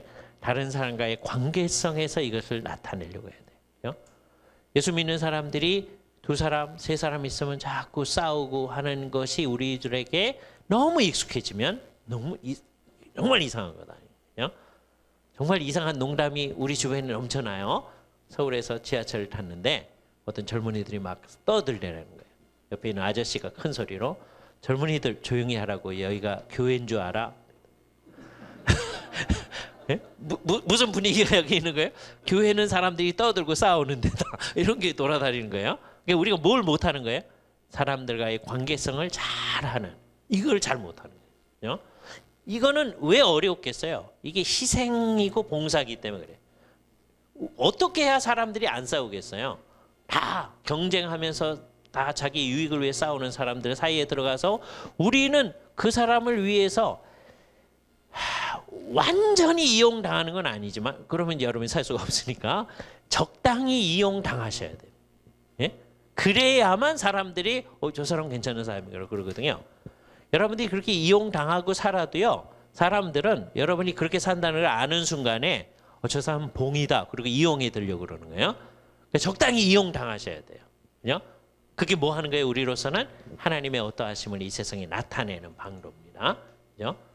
그래서 내가 내면적으로 정말 산상수훈을 잘 실현한다. 그건 어디서 드러나야 돼요? 다른 사람과의 관계성에서. 그죠? 우리는 상당히 많은 사람들하고는 그거 합니다. 그런데 자기가 정해놓은 몇몇 사람하고는 이 사람하고는 안 되는데요. 그러는 경우가 있어요. 그게 우리의 시험입니다. 그죠? 주께서 그것까지를 포기하라고 하는 거예요. 이것까지 참으라 하는 거예요. 주께서. 예? 우리 다 예수 믿는 사람들은 다 좋은 사람들, 나이스하거든요. 근데 어떤 사람하고는 안 된다는 거예요. 저 사람하고는 얘기 안 돼. 그래서 그 사람들하고는 얘기도 안 하고 살려고 그래요. 안 믿는 사람들은 술 한 잔 먹고 다 푸는데 우리는 술 안 먹으니까 절대로 이제 소통이 안 되는 거예요. 그렇게 되면 안 되고 정말 우리가 진정하게 하나님의 사랑을 나타내는 사람이 돼요. 더 중요한 거, 3번째 양상인데요. 아까 내면 얘기였고 2번째는 뭐였어요? 관계였죠. 3번째는 어디서 그게 더 나타나야 돼요? 이 피조물들과의 관계성에서 나타나야 돼. 그죠? 그게 뭐 하는 거냐? 이 세상에 하나님이 원하는 문화가 있게 하는 거예요. 그래서 창세기 1장 28절 생육하고 번성하여 땅에 충만하라. 그것들을 다 다스려라 하는 것을 우리가 전통적으로 문화명령이라고 해요. 문화명령. 왜 문화명령이라고 그래요? 이 세상에 들어가서 하나님의 뜻대로 이 세상을 잘 다스리는 역할을 해야 돼요. 그래서 하나님의 뜻대로 잘 다스리는 결과가 나타난 것을 주님이 원하는 문화라고 하는 거예요. 그러니까 아담에게 부여된 명령이 그거예요. 우리를 하나님의 형상으로 만드신 이유가 뭐예요? 이 세상에 이런 문화가 있도록 하기 위해서. 그게 통치를 제대로 해 나가는 거예요. 그죠? 그러니까 지금은 우리가 맡고 있는 일, 어떤 사람은 뭐 신학 교수의 일, 어떤 사람은 법률가의 일, 어떤 사람들은 의사의 일, 간호사의 일, 이걸 함으로써 문화 명령을 실현해 나가는 거예요. 어떤 사람은 교사의 일을 함으로써. 그런데 나중에는 아까 신학 교수도 없고 의사도 없고 간호사도 없고 법률가도 없다고 그랬잖아요. 나중에 또 다른 일을 우리가 주를 위해서 하게 될 거예요. 그죠? 우리가 상상하지도 못한 일을 주를 위해서 하게 될 겁니다. 그때를 바라보면서 우리는 이 땅에서 궁극적 목표가 뭐예요? 하나님이 원하는 문화를 이 세상에 만들어 나가려고 애를 쓰는 거예요. 근데 아담하고 우리하고의 차이점은 뭐냐? 아담은 아무런 문화가 없는 데서 그 문화를 만들어내면 돼요. 근데 아담은 거기에 실패했어요. 실패했기 때문에 이 세상에는 잘못된 문화가 이미 있는 겁니다. 그래서 우리는 뭐 하는 거냐? 문화를 변혁하는 일을 해야 됩니다. 그죠? 예수를 믿는 사람들의 목표는 뭐예요? 이 땅의 문화를 변혁하는 일을 하는 거다. 문화의 변혁자이신 그리스도를 본받아서 우리도 이 땅의 문화를 변혁해 나가야 돼요. 이게 제일 어려운 겁니다. 그래서 최종적 목표가 여기 있는 거예요. 문화를 잘 전체적으로 하나님을 위하는 문화로 만들어 가는 거예요. 이 세상의 문화는 그렇지 않거든요. 그죠? 근데 우리는 문화적 작업을 왜 해요? 하나님을 위해서 하는 거예요. 하나님을 대항하여 높아진 모든 것을 파괴하면서 모든 것이 그리스도에게 복종하게 되는 거예요. 모든 정신이 그리스도에게 복종하게 되도록 하는 역할을 하는 것. 그게 우리가 하는 일이에요. 학문을 함으로써 그 일을 할 수도 있고 실천적인 일을 함으로써 그 일을 할 수 있는 거예요. 우리는 이것을 위해서 이 땅에 있는 거다. 그죠? 왜 사느냐고 묻거든 묻고 말죠. 그러지 아니하고 우리는 주님이 원하는 문화를 이 땅 가운데 가득하게 하기 위해서 이 땅에 있는 거다. 그죠? 그래서 우리가 전부 다 문화사역자가 되는 겁니다. 이 문화사역자란 말을 한국 교회에서 굉장히 좁게 사용해요. 예배를 어떻게 기획하느냐, 뭐 찬양을, 그거 문화사역자라고 그래. 그게 문화사역자가 아니에요. 우리 모두가 문화사역자예요. 우리는 이 세상에 왜 있어요? 궁극적으로 하나님을 안 믿는 문화로부터 하나님을 찬양하고 높이는 문화로 이거 변혁하기 위해서 하는 거예요. 그런 점에서 우리는 이 사역을 전혀 안 하는 거예요. 그죠? 그러니까 이 일이 궁극적 목표예요. 이건 어떻게 가능해요? 한 사람 한 사람 그리스도인들이 정말 진정한 그리스도인이 돼야만 가능해요. 예? 진정한 그리스도인이 아닌데 자기가 어떻게 문화를 변혁하겠어요? 자기도 안 변혁됐는데. 그죠? 다른 사람을 진정한 그리스도인으로 만드는 일을 해야 돼요. 그죠? 그런 다음에 그렇게 예수를 진짜로 믿는 진정한 그리스도인들이 합쳐서 뭐 하는 거예요? 이 땅의 문화를 다 변혁시키는 거예요. 그죠? 나는 주님을 위해서 문화적 사역을 하는 사람으로 있는 거다. 그죠? 그래서 우리가 하는 그 문화적 일은 정말 하나님과 하나님 나라를 위해서 하는 거죠. 그러나 우리가 만들어낸 그 문화적 산물이 정말 이게 제일 괜찮은 기독교 문화야 라고 할 수는 없어요. 언제나 우리는 거기에 비판받을 게 있는 거예요. 이게 이제 제일 큰 주제입니다. 여러분들이 이걸 고민을 많이 하셔야 돼요. 어떻게 이 땅에 기독교적 문화가 가득하게 할 건가? 이게 큰 문제거든요. 예를 들어서 우리의 결혼식 문화 한번 생각해 보세요. 결혼식 문화. 지금 우리나라 결혼식 문화는 누가 지배를 하죠? 이 세상에 돈 많은 사람들이 지배를 합니다. 그래서 그걸 누가 따라가죠? 돈 많은 예수 믿는 사람들이 따라가죠. 예? 남부럽지 않게 결혼식 해야 되잖아요. 이렇게 되는 거예요. 문화를 변혁시키는 일을 실제로 해야 되는 거예요. 이거는요. 그 결혼하는 남녀, 그 청년들만 이런 관념을 가져가지고서는 절대로 변화시킬 수 없어요. 왜? 부모님들이 그래도 남들 눈치 봐야 되는데 결혼이라고 하는 게 가문내 뭘 나타내는 이러기 시작하면은 안 되는 거예요. 그죠? 그러니까 청년들이 변화돼야 되고요. 그러니까 부모님이 잘 안 되면 이제 이게 애매한 기독교식으로 하긴 하는데 이 세상적인 결혼식이 될 거예요. 분명히. 예? 그럼 이제 어떻게 돼야 돼요? 이제 이걸 고치려면 그 지금 청년이 정말 주를 위해서 헌신한 청년이 좋은 부모가 돼야죠. 예? 또 상대편도 좋은 부모가 돼야죠. 그럼 그 다음 세대는 정말 기독교적 의미의 결혼식 문화가 있을 수 있겠죠? 그런가요? 예. 우리가 그렇게 나이브하지 않죠. 왜요? 지금 정말 심각한데 우리 여러분들 가운데 나이 많으신 분들의 신앙보다 지금 젊은 사람들의 신앙이 더 연약하거든요. 그러니까 우리들 가운데 나이 많으신 또는 여러분 부모님 가운데 정말 신실하게 주님을 섬겼던 분들도 결혼식 문화 바꾸지 못했어요. 그냥 이 세상을 따라갔어요. 그런데 더 신앙이 없는 우리 젊은 세대가 과연 변혁을 할 건가? 심각한 문제예요. 그냥 단순하게 생각하면 지금 부모님 때문에 기독교적으로 못한다고 하더라도 이 사람들이 나중에 성숙해가면 또 그런 사람들이 결혼을 같이 하게 되면 이 세상의 문화가 바뀔 수 있으리라. 그게 어려운 거예요. 그래서 제일 중요한 게 뭐예요? 우리 한 사람 한 사람이 어떤 사람이 돼야 돼요? 진정한 그리스도인이 돼야 돼요. 기독교 세계관 운동은 결국 뭐예요? 진정한 그리스도인 되기 위한 운동이에요. 그죠? 이 작업 여러분이 하셔야 됩니다. 그러니까 오늘 이제 어디까지 한 거예요? 창조 얘기까지 한 거예요. 그죠? 다음번에 한다면 이제 어디 하면 돼요? 타락 얘기를 할 거예요. 자, 그런데 그걸 위해서 여러분들이 어디를 읽으시냐? 지난번에도 소개했지만 기독교 세계관이란 무엇인가? 그 책 반드시 쭉 읽어보시기 바랍니다. 그리고 그 책을 좀 읽으셨다 하는 분들은 두 번째 책이 다시 나오는데 다음 화요일 날 다시 나와요. 기독교 세계관으로 바라본 21세기 한국 사회와 교회라는 아주 긴 제목의 책이 있습니다. 그죠? 기독교 세계관 실천편이에요. 이 책도 읽어보시면 도움이 될 거예요. 그죠? 다음 주 중에 이제 나올 거니까 여러분들이 주변에 서점들에 주문을 하셔가지고 기독교 세계관으로 바라본 21세기 한국 사회와 교회. 그래서 실천적으로 이게 어떻게 나타나야 되는지 생각해 주시기 바랍니다. 제가 잠깐 기도한 다음에요. 다음에 광고를 하실 겁니다. 그런 다음에 질문 있으신 분들은 저쪽으로 오시면 좋겠어요. 기도하겠습니다.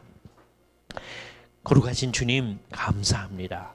이렇게 토요일마다 모여서 주님의 뜻들을 탐구하는 귀한 분들 주께서 이 시간 더욱더 그 심령에 함께 하셔서 오늘 우리가 생각했던 진정한 창조의 정신이 우리 안에서 생동할 수 있게 하여 주시옵소서. 특별히 사람을 하나님의 형상으로 창조하신 그 진정한 의도가 우리의 삶 속에 나타나서 우리가 이 땅 가운데서 하나님의 통치를 제대로 실현하는 사람일 수 있게 하여 주시옵소서. 우리의 그 작업 속에서 하나님의 어떠하심이 나타난다고 하는 것을 분명히 하면서 우리 내면에 있는 하나님의 형상을 닮아가는 그 모습들이 다른 사람과의 관계성에서 나타나게 하시며 주님의 통치를 이 세상에 실현하는 우리의 문화활동 가운데 제대로 나타날 수 있도록 하나님께서 함께하여 주시기만을 간절히 원하옵고 우리 주 예수 그리스도의 이름으로 기도하옵나이다. 아멘. 옆에 교수님께 두 가지 질문을 좀 드리고 싶습니다. 그 하나님의 그 행상으로서 하나님의 행상을 반영하는 그것이 바울 신앙에서 그리스도 안이나 요한 신앙에서 교회 그거하고 같은 말의 다른 표현이 같은 말이라고 생각하시는 게 좋아요. 되고요. 그리고 그다음 밑에 이 인물에 보면 하나님의 행상을 하나님의 행상을 반영하는 입장에서 하나님 나라의 관점, 그러니까 통치의 관점에서 그렇죠. 조금 더 부연 설명을 해주면 우리가 많이 도움이 되겠습니다. 그거는 이제 지난번에 조금 얘기했기 때문에 그냥 넘어가는데요. 이제 우선 단순히 얘기하고 나중에 시간이 나면 또 하도록 하겠습니다.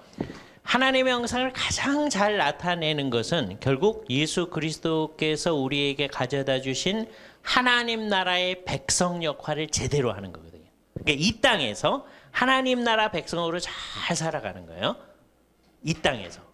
나는 죽은 다음에 하나님 나라 갈 거예요. 이건 정확한 말이 아니에요. 우리가 지금도 아직도 이 하나님 나라를 공부를 많이 했지만 우리 입에서 다 그렇게 해요. 예? 찬송가도 자꾸 그러고 있어요. 이걸 고쳐가야 돼요. 나중에는. 그래서 이게 아까 얘기했던 조예요. 영생이에요. 그죠? 우리는 지금 여기서 이미 영생을 누리고 있어요. 조예를 누리고 있어요. 하나님의 형상이기 때문에 형상을 제대로 반영하는 거예요. 지금 여기서 했어요. 자, 그런데 그것의 온전함이 아직 안 왔어요. 그래서 일부는 죽어서 영생을 또 누려요. 죽어서. 그러나 지금 누리는 거하고 다른 게 아니고 이것의 연속성이에요. 근데 이것도 온전하지 않아요. 왜요? 아직 몸이 부활하지 않았기 때문에. 그 하나님의 통치가 극치에 이르는 건 언제라고 그랬어요? 예수님이 재림하여 와서 우리가 그때 영생의 온전함을 누리게 될 거예요. 그 영생을, 이게 다 같은 영생인데 1, 2, 3 그렇게 얘기할 수 있어요. 예. 첫 번째, 언제 누리는 거예요? 지금 여기서 누리는 거예요. 그죠? 아무나 누리는 거 아니에요. 예수 그리스도를 진짜로 믿는 사람들, 하나님의 영성을 제대로 반영하는 사람들. 그랬다가 우리는 하늘에서 우리의 영혼만이 하나님을 잘 반영하는 영생 2를 누릴 거예요. 그러다가 영생 3은 다시 몸과 영혼이 하나님의 어떠하심을 잘 반영하는 것을 누리게 되는 거죠. 그죠? 그게 하나님 나라의 의미와 같다. 그죠? 그래서 우리가 이미 하나님 나라의 백성이다. 그죠? 그러나 나중에 극치에 이른 하나님의 나라에 속하게 될 것이다. 그런 마음을 가지고 이 땅을 살아갈 때 우리가 하나님의 형상 노릇을 제대로 하는 거죠. 감사합니다. 그리고 하나님의 나라라는 말하고 요한복음에서는 그걸 전부 다 영생이라고 하는 거예요. 우리는 이 땅에서 이미 하나님 나라를 가졌어요. 마치 우리가 이미 이 땅에서 뭘 가지셨어요? 영생을 가진 것처럼 그 사람이 나중에 죽은 다음에 하늘에 있을 거고 나중에 하나님 나라의 극치에 참여할 것이다. 그렇게 생각하죠. 두 번째 질문. 예, 목사님. 예, 예. 중간기 그 부활할 때 시간적인 개념 생각할 때 말입니다. 예, 예, 예. 우리는 지금 3차원적인 개념에 사니까 시간이 되고 또 그 개념 하에서 아까 중간기 생각할 수 있는데 예. 중간기의 시간 개념이 어떻게 되는지 좀. 시간적 개념이 있습니다. 왜 그러냐 하면 그 시간을 느끼는 건 달라요. 그러니까 하늘에서 불안, 초조, 긴장 없어요. 그러나 하늘에서도 기다려요. 예? 요한계시록 6장에 보면 주여 어느 때까지니까 이렇게 얘기하네. 하늘에서도 우린 기다려요. 뭐가 오기를 기다려요? 하나님 나라가 극치에 이르기를 기다리는 거예요. 가끔 가다 어떤 사람들이 우리가 이제 나중에 이제 예수님이 이제 오시잖아요. 하나님 나라 극치 상태에 있게 돼요. 그래서 우리가 딱 죽게 되면 우리는 하나님의 차원에 속하니까 여기 그냥 가지 않습니까? 이런 사람들이 있어요. 그러나 그건 성경 개념하고 달라요. 그죠? 왜냐하면 하늘에 가 있어요. 우리는 하늘에서 뭐 해요? 기다려요. 뭐 되기를? 예수님이 재림이 임하여 와서 하나님 나라가 극치에 이르기를 기다리기 때문에. 그래서 시간의 흐름이 있어요. 근데 시간을 예를 들어서 어떤 사람은 굉장히 오래 기다리는데 너무 지루해 죽겠다 이런 거 없어요. 그죠? 그러니까 우리가 느끼는 불안, 초조, 긴장 또는 지루함 그런 게 없어요. 시간은 있는데 시간에 대한 경험이 다른 거죠. 그게 이제 극지 상태 이전의 사람들의 시간이다. 이렇게 생각하시면 좋아요. 그죠? 생기라고 할 때 우리가 보통 그 소울하고 스피릿을 이 개념적으로 나누잖아요. 그래서 그 부분에 좀 정확한 설명해 주시면 좋겠어요. 요거 자체를 소울이나 스피릿이라고 생각하면 안 돼요. 하나님이 숨을 불어넣으셨다. 하나님이 독특한 작용을 하셨다. 이렇게 생각하셔야 돼요. 그때 그러고 나니까 사람이 어떻게 되느냐? 사람 안에 소울 또는 스피릿이라고 하는 존재가 있게 되어졌어요. 그 전에는 몸만 있었는데 몸만 있는 사람은 온전한 사람이 아니거든요. 그러니까 아담 맨 처음의 상태는 시체와 비슷한 거예요. 영혼이 없으니까. 그런데 숨을 불어넣은 순간에 그게 소울과 스피릿이 아니에요. 숨 불어넣은 게. 그 순간에 소울이나 스피릿이 있게 됐어요. 근데 이 둘은 같은 실제를 어떤 때는 소울이라고 부르고 어떤 때는 스피릿이라고 부르는 거예요. 같은 거예요. 그래서 우리말이 참 좋아요. 이거를 혼 그리고 이걸 영 그러거든요. 그래서 우리말로는 영혼 그래요. 이게 같은 거다 하는 거예요. 그죠? 이게 같은 것을 어떤 때는 영 그러고 어떤 때는 혼 그런 거예요. 사람이 죽을 때 혼이 떠났다 그렇게 표현하기도 해요. 근데 영이 떠났다 그렇게 표현하기도 해요. 그러니까 같은 거를 표현하는 거예요. 그죠? 그러니까 사람이 살아 있을 때는 몸과 영혼이 같이 있는 거예요. 근데 영혼을 어떤 때는 혼 그러기도 하고 어떤 때는 영 그러기도 하는 거예요. 그게 영혼이에요. 그럼 어떨 때 영이고 어떤 때 혼이냐? 정확히는 몰라요. 여태까지 사람들이 논의한 것 중에 제일 괜찮은 게 어떤 거냐면 하나님과 관련한 측면을 얘기할 때는 영이란 말이 많이 나온다. 사람의 생명력과 심리적 작용을 얘기할 때는 혼이란 말이 많이 나온다. 그게 좀 괜찮아요. 그러나 그 정확한 설명은 아니에요. 그러나 이게 떨어진 실체는 아니다. 이게 같은 거다. 그래서 우리말로 영혼 그러는 거예요. 그죠? 나누지 말아야 됩니다. 사람은 두 실체가 있는데 영혼과 몸이라는 실체가 있고 이 둘이 하나로 있는 게 사람이다. 아까 얘기했지만 영혼이 어디 있어요? 온몸에 그냥 있는 거예요. 예? 그러나 예를 들어서 그런 일이 발생하지 않다지만 이렇게 잘려져 나갔어요. 그렇다고 내 영혼의 부분이 없어진 게 아니에요. 그렇죠? 예. 그렇게 온몸과 같이 있는 것. 그것이 영혼이다. 그렇죠? 그럼 죽으면 어떻게 되냐? 죽자마자 예수를 믿는 사람들은 영혼이 하나님 앞에 가요. 여러분 교통사고로 죽었다고 해보세요. 그런 일이 발생하면 안 되지만 내가 어떻게 이렇게 하고 있나 이렇게 바라보고 있어요. 자기 시체? 아니에요. 예? 죽자마자 하늘로 가요. 예? 죽자마자. 누가 내 장례식장에 왔나 이렇게 보지 않아요. 예? 예? 죽자마자 하늘에 있어요. 그렇죠? 예, 그렇지 않습니다. 그렇죠? 예. 우리 전통적인 한국 사고 방식에 의하면 좀 이따 가죠. 그리고 어떤 사람은 한이 맺혀서 못 가요. 그래서 원혼제 뭐 이런 걸 해줘야 돼요. 예? 예. 사오제도 하고 뭐 이런 것들 하는 거예요. 우리 기독교적으로는 그렇게 안 하는 거죠. 왜? 죽자마자 하나님 앞에 가 있다. 안 믿는 사람은 죽자마자 지옥에 있다. 이게 성경적 개념이니까.